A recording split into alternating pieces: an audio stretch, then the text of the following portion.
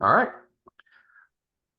We are finally getting back together to do our little podcast. Have Ryan with me. Ryan, how are you? I'm doing all right. All right. So our topic today is the Kansas City Chiefs, and that is it. Just the Kansas City Chiefs. Uh, we're going to break down the pros, the cons, all the different things with their season, if they're all the all the situations we've been reading about recently and the past couple years with um, the different penalties, good, bad, ugly, all those different things. So we're going to start off with the game that just happened, which was the Chiefs and the Buffalo Bills, um, that I want to talk about. There were several calls in there that were iffy to me. Um, the main one was the next to last drive that the Bills had. They passed the ball to Kincaid, dives for the first down. Looks like he gets the first down, but they mark him short. Bills hurry up to the line, and quarterback sneak it with Josh Allen. Goes to the left. Looks like he gets the first down, but ends up being short. They measure it. They don't see anything, conclusive evidence. Turnover. Kansas City gets the ball. Kansas City goes down. Kansas City scores. Now, my two things about just that drive. The referee that was on the ball side that could see the ball appeared to mark him first down. And then they go with the guy who can't see it. Me being a basketball coach, and Luke has joined us, Luke can speak for this. If a ref isn't looking in that area, then he can't just make a call and go, yep, that was a foul. Yeah, that was out of bounds. If he didn't see it, he's not supposed to call it. So if you're back, like if we're looking at instant replay and instant replay says it's got to be clear, conclusive evidence of what happened. How can we go with the ref that doesn't know where the ball is at because Josh Allen's back is completely to him? How can he be the one to say the ball is right here? That's my thing. Now, the other part of that is I get the whole clear evidence that you need. You got to be able to see where the ball is at. But on that one shot down the sideline, you see the ball, it's right before the first down marker. It disappears where the Kansas City player's at, and the Kansas City player's head is past the first down. So if you can't see the ball, then I would assume it's a first down. But they say they couldn't see the ball, so they can't say it was a first down. But if it wasn't a first down, then you'd still be able to see it. So that's my whole thing. Now, the devil's advocate side of that is the Bills could have stopped them. That's the other thing I look at. The Bills could have stopped them. They didn't stop them. Chiefs went and scored. Like it, but the worthy catch. The rules say the ball hits the ground and it's helps with the catch. It's incomplete. He made that catch, hit the ground. I saw when Mahomes got sacked one time in the red zone. Uh,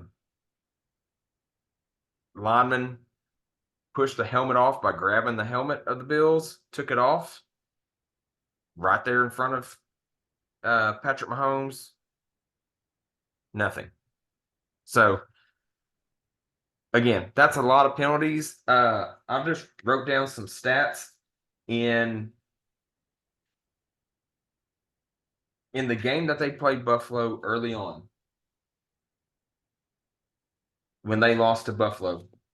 Kansas City had 6 penalties to Buffalo's 3, and they lost. And That wasn't the outcome this time. So, Ryan, your thoughts just on anything. Could be what I talked about, anything. Well, I hate this team so much that like it gets to a point where it's kind of unhealthy how much I hate them. This is coming from a Broncos fan for all those people out there. So that's where this hatred really does stem from. But yeah, I hate this team. I absolutely hate this team. I probably put more anger and like I put more energy into hating this team than I do anything else in my life. Do I recognize that there are great players on that team? Of course I do. Patrick Mahomes is a great player. If we didn't have Bo Nix, especially right now, if Patrick Mahomes like said, uh I don't want to be on the Kansas City Chiefs anymore and came over to the Denver Broncos, I would accept Patrick Mahomes with open arms. Like, yeah, I recognize that there's good players on this team. But I also recognize that people should call a spade a spade. And this whole thing, um, and when I say this whole thing is ridiculous, I mean the whole thing with you, Kansas City Chiefs fans out there, whoever you are, if you ever listen to this, um, you need to admit it. You just need to admit that your teams get the favorable calls. Like last year, I think it was last year, I sat down and I watched the Travis Kelce, Jason Kelce. I think it was really just Jason Kelce, but it was like a documentary and everything. Even the documentary couldn't get away from it. The fact that it's like you have in both instances, literally, it happens in both times that they show it. You have, Jason's watching the AFC Championship game with his mom and dad after they had just, played the NFC Championship game, and they're at like a local bar. And lo and behold, what happens right there at the very end of the game? Kansas City Chiefs are trailing, and they get a phantom call. They don't say it's a phantom call, but it happens. They get the call that they need, and all of a sudden they're going to the Super Bowl. Very next, then they start talking, building up towards the Super Bowl. All these Super Bowls are going to play, and even the documentary. Again, the documentary can't get away from it because it happened in real life, but the documentary can't get away from it. Oh, the Eagles are winning. All of a sudden, what happens? Well, right there at the very end, or it's somewhere when they actually needed it and everything, the Kansas City Chiefs get a flag. And what does that help them do? That puts them in the game winning position. It is uncanny how much this happens with this team. Now, I do have an actual personal theory. Do I think the NFL is sitting around saying the Kansas City Chiefs must win? No, I don't think that at all. Um, but I do think this is what's happening, and I'll stand on this. I'll stand on this till the day I die if I need to. I do think the NFL has absolutely told the referees if there is a call, let it go their way. And the reason why is because they need a dynasty. Patriots aren't around anymore, like they used to be, but the Patriots aren't around anymore. You need that dynasty. You need that. It's not organic. Everyone knows it's not organic. And because everyone knows it's not organic, no one's going to like it. No one's going to appreciate it. No one is going to appreciate the Kansas City Chiefs when this dynasty dies. They're going to be happy it's gone. They're going to wipe it from their memory, and they're going to do everything they can to crap all over it from here on out. That's just what's going to happen. This, you can say you're just a hater because you're a Broncos fan. Fine, say that. But when the whole NFL world, it's truly at this point going, there is something not right about this. Just know you have an asterisk beside whatever you win from here on out. And that's my piece.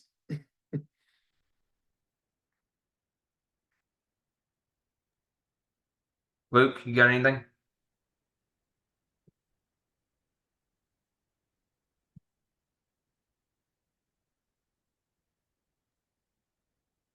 Well, apparently I'm having some microphone difficulties, but no, I would say I agree with Ryan on that one, for the most part, because he is super talented and everything, but it reminds me of Tom Brady, where he gets all the calls and there's all these conspiracies or these all these. I mean, so far we haven't really seen Mahomes like deflate balls or anything like that, but he is kind of getting the favor of the refs, and it really does make it look like a soap opera where the where Goodell is, controlling the fortunes of teams, and he's writing a script for these players and for these teams before the season starts. Because if Mahomes just wins all the time, especially in games that he shouldn't have, or where penalties go uncalled for the opposition, it makes it look super sketchy. And I really don't think Mahomes was the better player that night. I think the Bills played better. They got the calls against them, and they still played it neck and neck all the way to the end.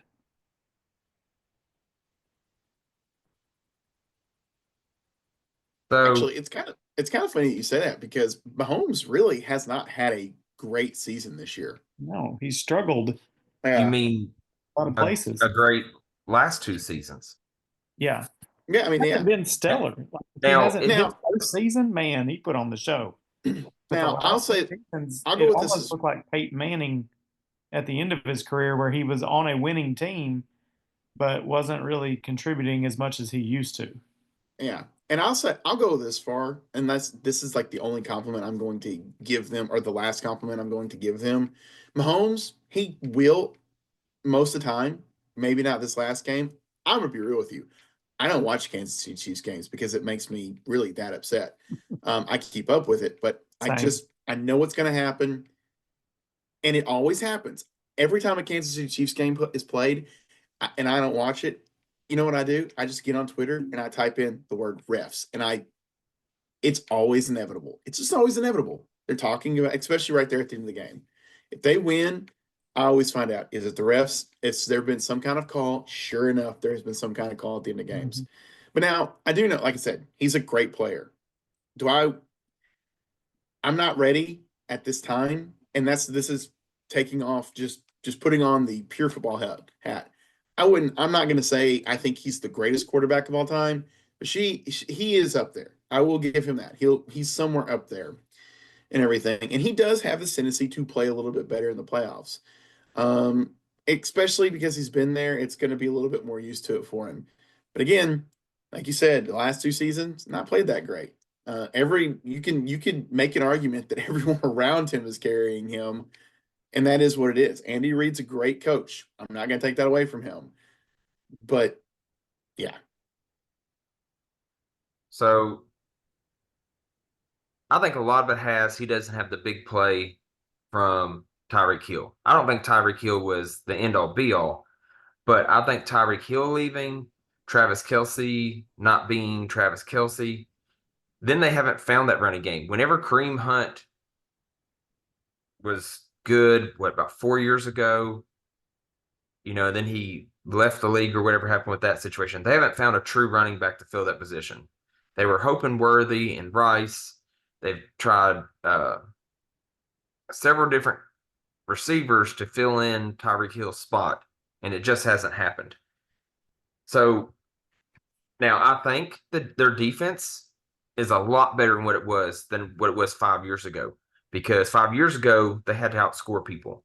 Now they really don't. There was a stat that they played in the game the other day that said they have won their last 17 straight one possession, or not one possession, one score game. So if anything was within 1 to 8 points, they have won it. So that makes me go with this statistics I saw.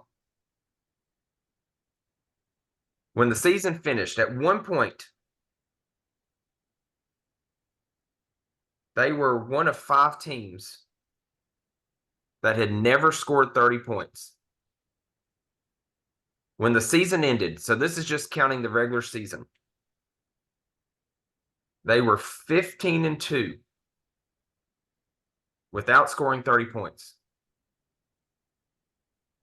2 other teams did that. The Las Vegas Raiders and the New England Patriots. They had 7 wins combined.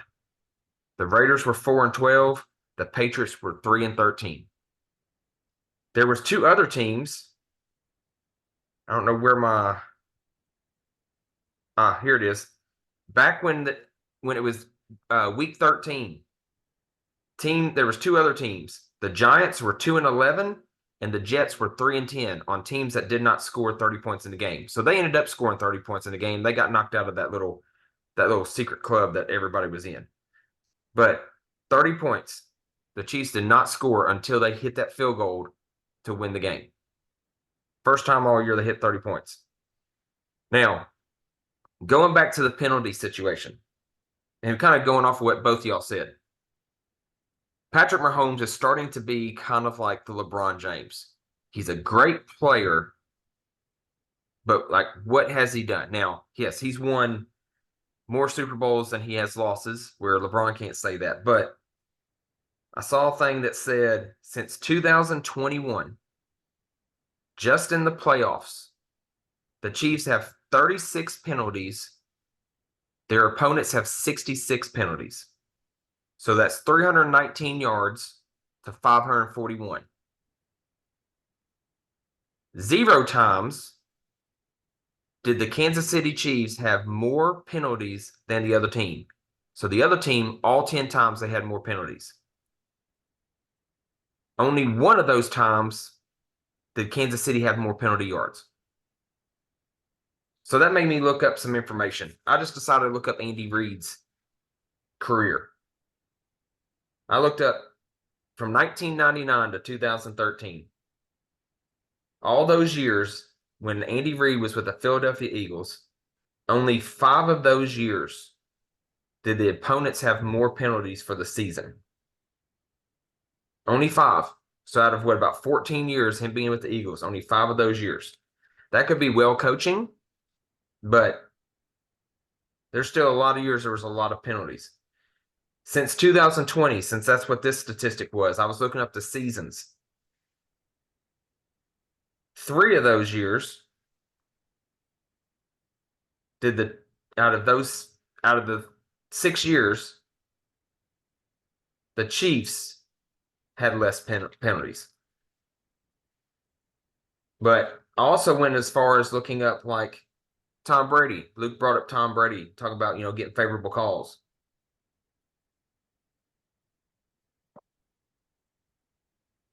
Two of his Super Bowl runs, actually 4 of his Super Bowl runs, his teams had double digits in penalties for 3 or 4 games, however many they had to play. One of those losses, he had 6. That was the playoff, or that was the 2018 Super Bowl against the Eagles. His last 2 playoff runs, when he was with Tampa Bay, he had 8 and 3. Kansas City's Super Bowl wins, the 4 that Patrick Mahomes has been in, against San Francisco back in 2019, San Francisco had 5, Kansas City had 4. The loss against Tampa Bay, the only loss, Kansas City 11, Tampa Bay 4. And then Eagles had 6, Kansas City 3, and then last year's Super Bowl, they were tied 6-6 with penalties. So just looking at that and talking about the favoritism and stuff,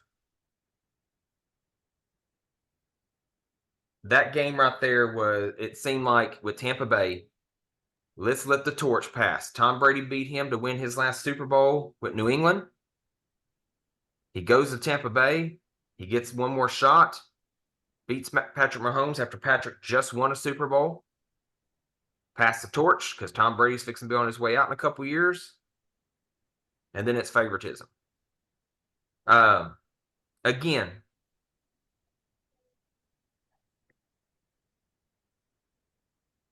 you can win a game and you can lose a game. And with me being a coach, sometimes I feel like not one play is going to decide something.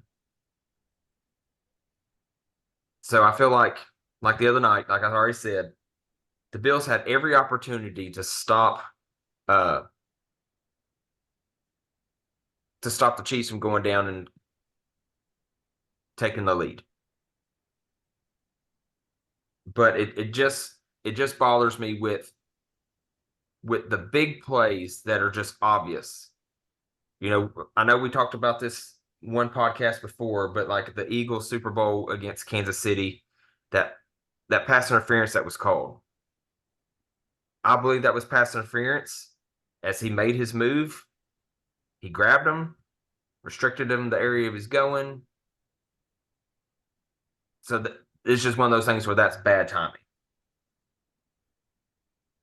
But I don't know. Kansas City's they're not an offensive team anymore.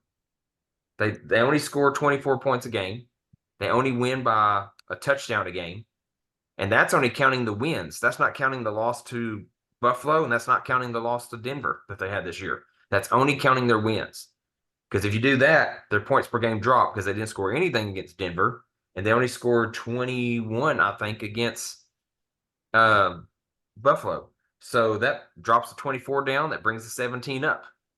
So I don't know. So Ryan, do you think that they're kind of with what Luke was saying? Do you think favorite? You know, you went from the Cowboys kind of maybe having that dynasty to Packers and stuff a little bit right there, the late 90s, to thinking about the Rams because their offense was so good. And all of a sudden Tom Brady comes on this scene, this guy who was a 6-rounder or whatever he was, to having the dynasty there and then everybody hating them, but they're always in the hunt. Like, do you think there was favoritism all the way through that? And now it's like, instead of it just saying passing torch from the best quarterback to the best quarterback or the best coach or the Rock to John Cena and whoever, like, do you think that's what's going on? Absolutely.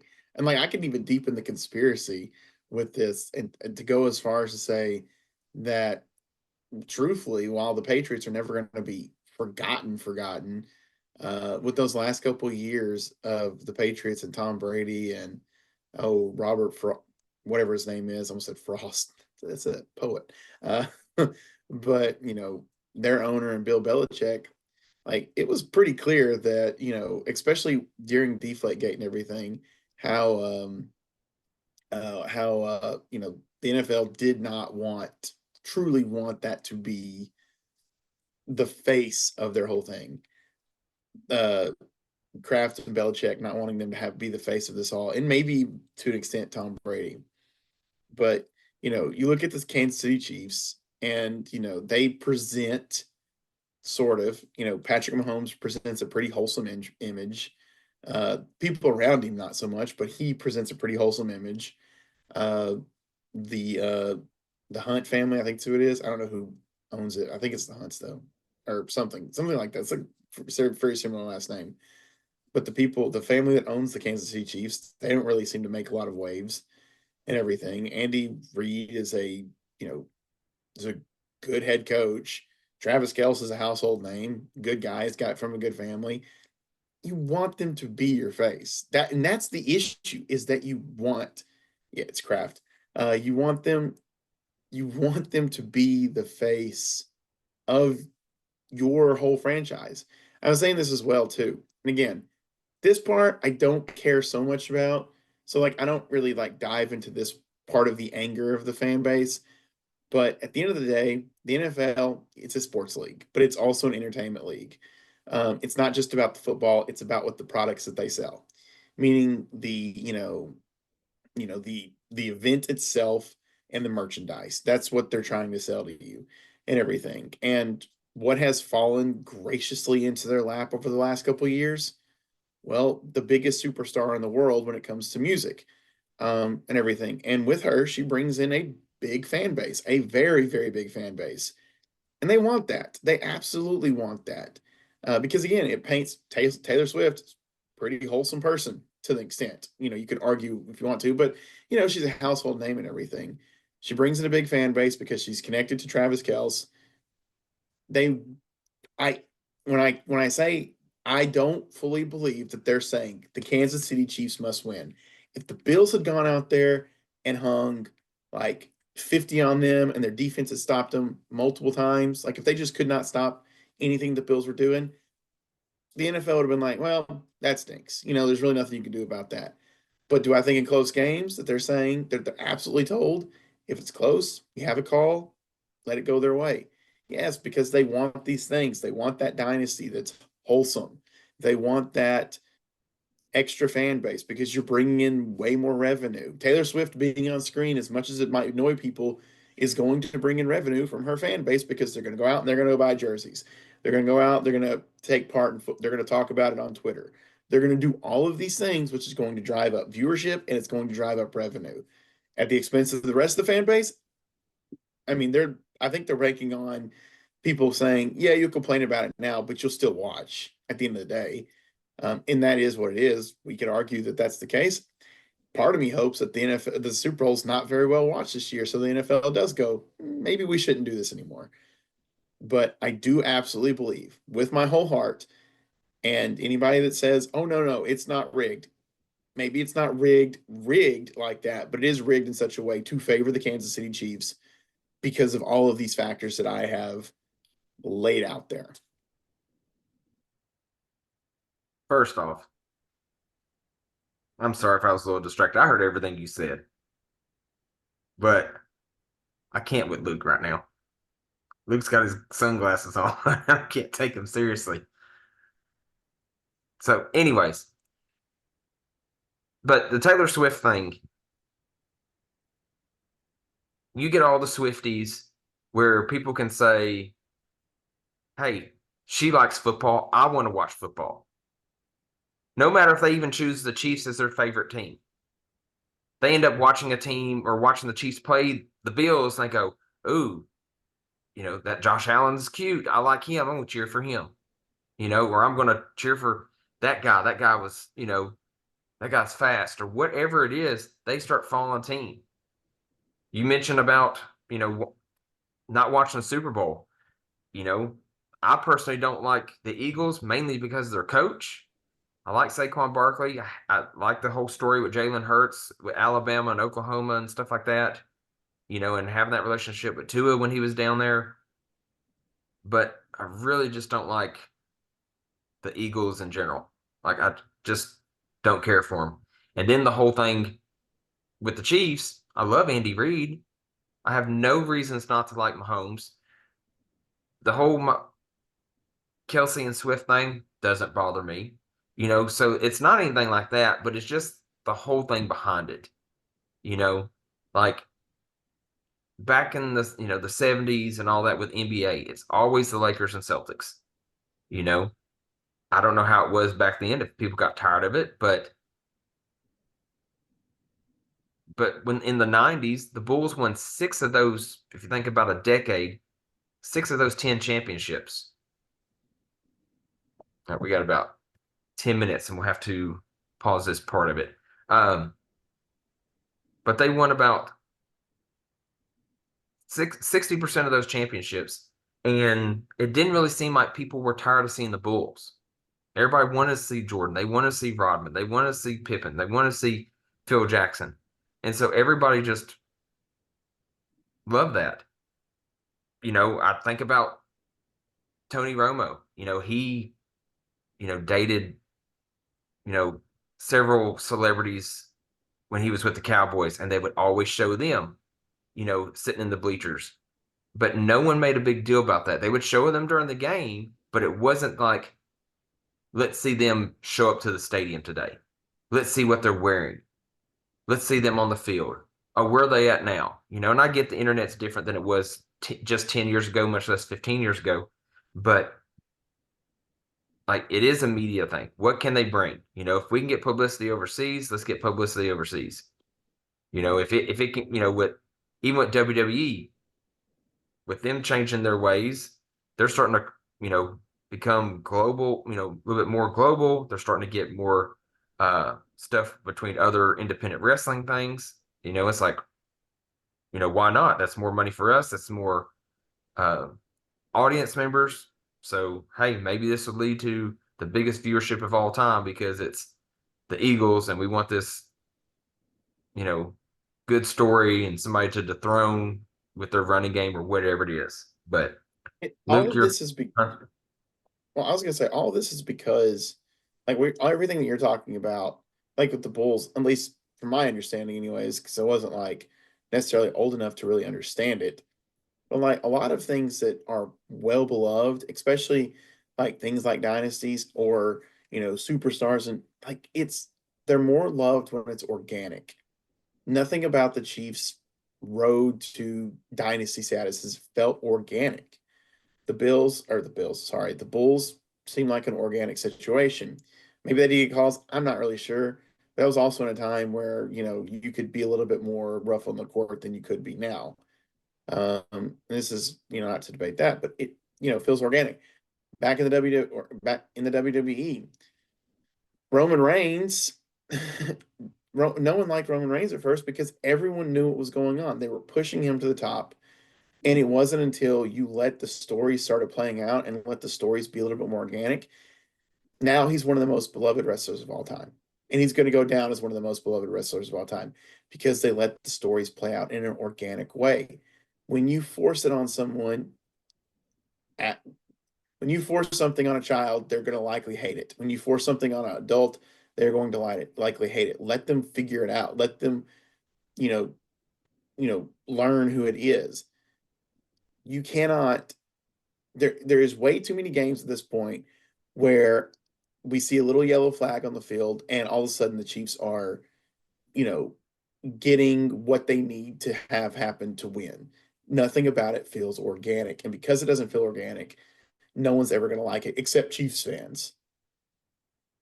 And they think they deserve something. They don't deserve crap. Yeah. Hey, so let me pause right there. And we'll pick up here in just a second with our topic.